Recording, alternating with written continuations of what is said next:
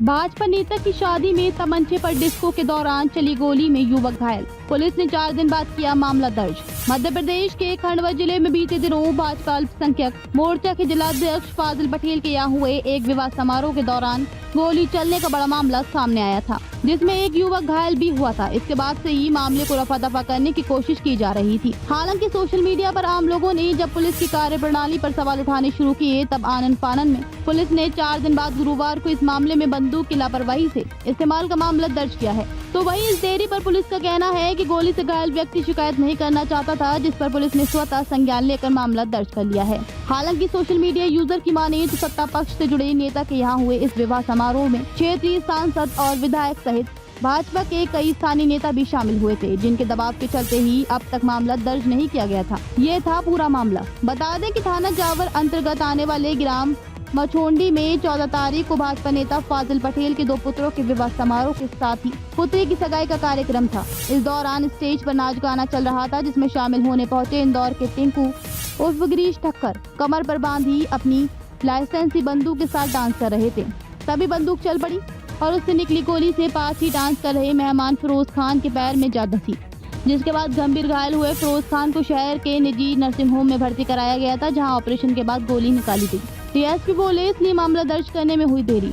इधर इस मामले खंडवा डीएसपी अनिल चौहान का कहना है कि 14 तारीख को हुए विवाह समारोह के दौरान इंदौर के टिंकू की लाइसेंसी बंदूक से एक गोली चली थी, जो कि शादी में आए एक मेहमान फिरोज भाई को लगी। वे शहर के एक निजी नर्सिंग होम में भर्ती रहे और वहां उनके पैर से गोली निकाली गई। इस मामले में गिरीश उर्फ टिंकू के खिलाफ थाना जावर में मामला दर्ज किया गया है और अभी जांच जारी है। कमर में लगी बंदूक से निकली गोली पहले टिंकू के पैर को घायल करते हुए चली थी और दोनों घायलों को एक ही गोली से चोट आई है।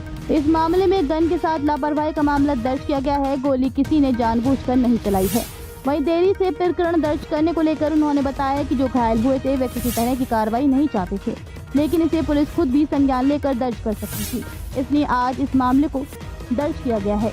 आज गाना चल रहा था, स्टेट पर नाच रहे थे, तो बस वो गोली चली। गोली कहीं चली वो तो नहीं, मैं देखा था उसके पास। किसके पास? टिंकू पास। टिंकू? हाँ टिंकू। टिंकू कौन है ये? टिंकू इंदौर का है रहने वाला। टिंकू भाटिया? टिंकू भाटिया। अच्छा। टिंकू रिंकू दोनों वही थे। टिंकू जी जी। तो मतलब पिस्तौल उसी के हाथ में देखा। हाथ में थी या कहाँ पे? जेब में रखी? पहले हाथ में थी जी।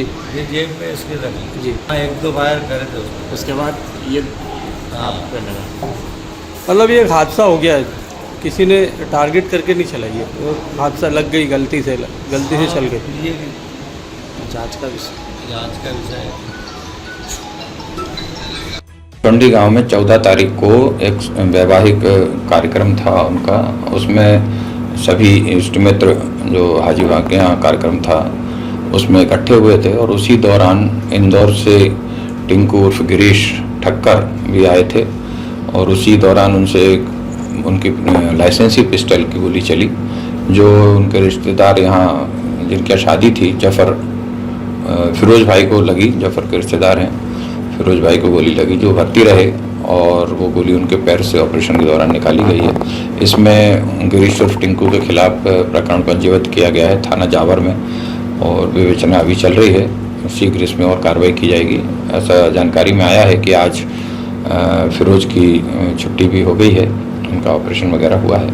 एक गन के साथ लापरवाही करने का अपराध दर्ज हुआ है और उसकी जो गोली है उससे टिंकू उर्फ गिरीश ठक्कर को भी उनके पैर से टच होकर के निकली थी, वो कमर में लगाए हुए थे और दोनों को एक ही गोली से चोट आई है। उसमें सिर्फ इतनी सूचना आई थी कि गोली चली है करके और फिर वो जांच में और बयान लेने के बाद ये क्लियर हुआ है कि इस तरह से चली है, किसी ने कोई चलाई नहीं है। उनकी जो घायल थे वो किसी खिलाफ किसी प्रकार की कार्रवाई नहीं चाह रहे थे, लेकिन चूंकि लापरवाही का मैटर है तो गन के साथ लापरवाही में पुलिस खुद अपनी तरफ से भी केस दर्ज कर सकती है, इसलिए उसमें पुलिस द्वारा खुद केस दर्ज किया गया है।